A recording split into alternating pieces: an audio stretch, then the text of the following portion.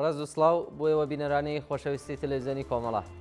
بە یارمەتی هاوڕێیانی هاوکار ماتوینێتەوە بۆ خزمەتان بۆ پێشکەشکردنی گەشتی هەواڵەکانی سەر لە بەیانی ئەمڕۆی دووشەممە. سەرەتا سەردێڕی چەند هەوە. کۆبوونەوەی خانە نووشینکراوانی تامینی نیشتیماعی لە کوردستان و ئێران. کۆبوونەوەی ناڕەزایەتی کرێکارانی پەیمانکاری نەوت و گازی گەچساران. کۆبوونەوەی ناڕەزایەتی هاوڵاتیانی بەلوچ لە بەردەم تیپی سەلمانی سوپای پاسداران.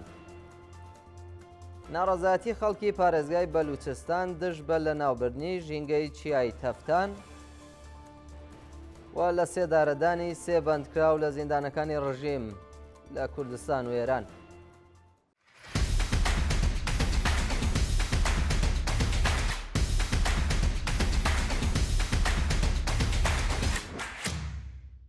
کۆبوونەوەی خانەنشینکراوانی تامینی نیشتیماعی لە کوردستان و ئێران ڕۆژی یەکشەممە ڕێکەوتی 16 خەرمانانی 1404 هەتاوی.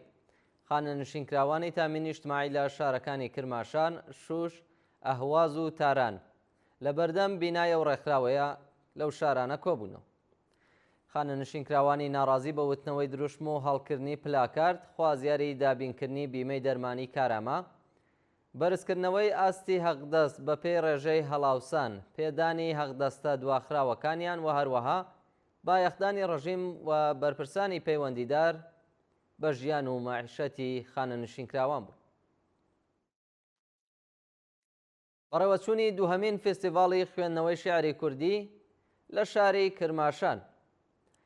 ڕۆژی ڕابردوو دووهەمین فێستیڤاڵی شیعری کوردی لە شاری کرماشان بە بەشداری هونەرمەندان و شاعیرانی شارەکانی دیکەی کوردستان بەڕێوەچوو. دووهەمین فێستیڤاڵی شیعری کوردی لە شاری کرماشان ڕوبەڕووی پێشوازی بەرینی خەڵکی کوردستان بووەتەوە. سەپاندنی حکمی زیندان بەسەر مامۆستایەکی ئاینی لە کرماشان.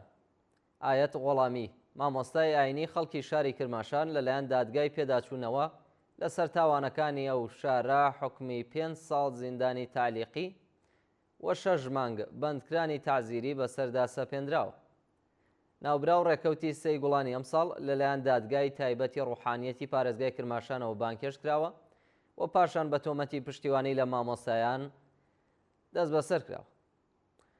پاشان لەلایەن ئەو دادگایەوە بە تۆمەتی تێکدانی بیرروڕای گشتی و هەوڵدان بۆ تێکدانی ئەمنیەتی وڵات حکمی 2 ساڵ زیندانی تەعزیری بەسەردا سەپێنراوە کە پاشان لەلایەن دادگای پێداچوونەوە لەسەر تاوانەکان لە شاری کرماشان بۆ 5 ساڵ زیندانی تالیقی و 6 مانگ بەندکرانی تەعزیری گۆڕدراوە.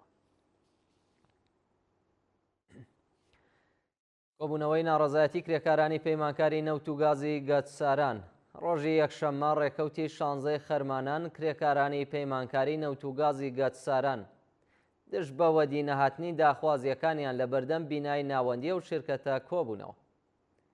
بەشداربووانی کۆبوونەوەکە ئاماژە بەوە دەکەن کە بەهۆی پێنەدانی هەقدەستەکانیان لە دۆخێکی خراپدان و خوازیاری بەرزکردنەوەی ئاستی هەقدەست بە پێی ڕێژەی هەڵاوسان، پێدانی هەقدەست و مەزایە دواخراوەکانیان، دابینکردنی بیمەی دەرمانی و ئیمەنی شوێنی کار، بەکردەوە دەراتنی یاسای 15 ڕۆژکار و 15 ڕۆژ پشودان، وەرگرتنی هێزی کاری نوێ، کەمکردنەوەی ساعەتی کار و هەروەها بایەخدانی ڕژیم بە داخوازیەکانیان بوو.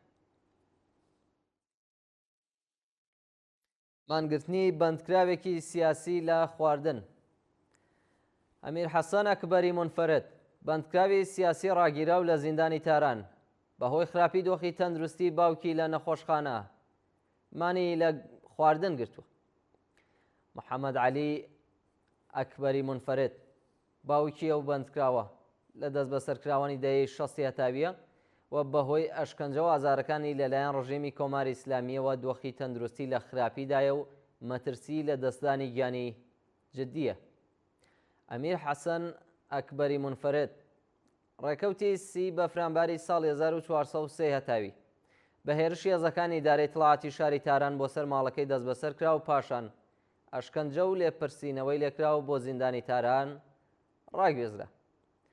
شانی باسەکەەوە بەندکراوە بەبێ بەڵگەی قەزای دەست بەسەرکراوە و هێشتا سەرڕای چەند مانگ بەندکرانی چارە نووسی بە نادیاری ماوەتەوە. کۆبوونەوەی ناڕەزایەتی هاوڵاتیانی بەلووچ لە بەردەم تیپی سەلمانی سپای پاسداران. ڕۆژی یەکشەممە شارۆمەندانی بەلووچ لە بەردەم تیپی سەلمانی سپای پاسداران لە شاری زاهدان کۆبوونەوە و دژ بە داخستنی سنووری ڕووتەک ناڕەزایەتیان دەربڕیوە. بە وتەی ناڕازیان داخستنی ئەو سنوورە و هەروەها ڕادەستکردنی بە سپای پاسداران نەک تەنیا کێشەکانی چارەسەر نەکردووە بەڵکو لە ژیان و معیشەتیا تووشی کێشە بوون. سنووری ڕووتەک و ناوچە سنووریەکانی دیکەی پارێزگای بەلوچستان بۆ ساڵانێکی زۆرە تەنیا ڕێگەی مەعاشی خەڵکی ئەو پارێزگایە و داخستنی ئەو سنوورە گوشارێکی زۆری ئابووری خستۆتە سەر خەڵک. ناڕەزایەتی خەڵکی پارێزگای بەلوچستان دژ بە لە ناوبردنی ژینگەی چیای تەفتان. ڕۆژی یەکشەمە ڕێکەوتی 16 خەرمانان کۆمەڵێک لە ژینگە پارێزان خەڵکی پارێزگای سیستان و بەلوچستان و چالاکانی مەدەنی بە بڵاوکردنەوەی بەیاننامەیەک خوازیاری کۆتایی هەیاتنی چالاکیەکانی کانگەی زێڕی پارستەئمین بوون. ناڕازیان ئاماژە بەوە دەکەن کە بەهۆی چالاکیەکانی ئەو کانگایەوە زیانێکی زۆر بەرزتروشتی ئەو ناوچەیە کەوتووە و هەروەها سەرچاواویەکانی ئاو لەو ناوچەیە وشک بوون و بەهۆیەوە ژیانی دانیشتوانی گوندەکانی دەوروبەری ئەو چیایە تووشی کێشە بوو. لە بەیاننامەکەدا جەخت لەسەرەوە کراوەتەوە کە لە ئەگەری بەردەوامی چالاکیەکانی ئەو کانگایەوە بایەخنەدان بە داخوازیەکانی خەڵک ناڕەزایەتیەکان بەربڵاوتر دەکەنەوە و تاکاتی وەداهاتنی ببورن تاکاتی وەدیهاتنی داخوازیەکانیان بەردەوامە بن لە ناڕەزایەتی. و دوایین هەواڵمان سەبارەتە بە لە سێدارەدانی سێ بەندکراو لە زیندانەکانی ڕژیم لە کوردستان و ئێران. لە ڕۆژانی ڕابردوودا سێ بەندکراو لە زیندانەکانی سنا، قەزوین و کرمان بە تۆمەتی کوشتنی بان قەست و پەیوەندیدار بە ماددە هۆشبەرەکان ئەعدام کراون.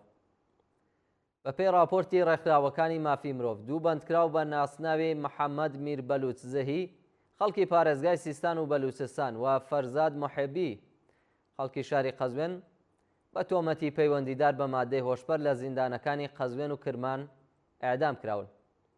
هەروەها بەندکراوێکی دیکە بە ناسناوی ئازاد مرادی تەمەن 43 ساڵ و خەڵکی شاری بانە لە زیندانی شاری سنە بە تۆمەتی کوشتنی بان قەست ئەعدام کراوە. بینەرانی خۆشەویست گەشتیێواڵەکانی ئەمڕۆتان پێشکەش کرا. کات و ساتێکی خۆش بۆ هەموو لای.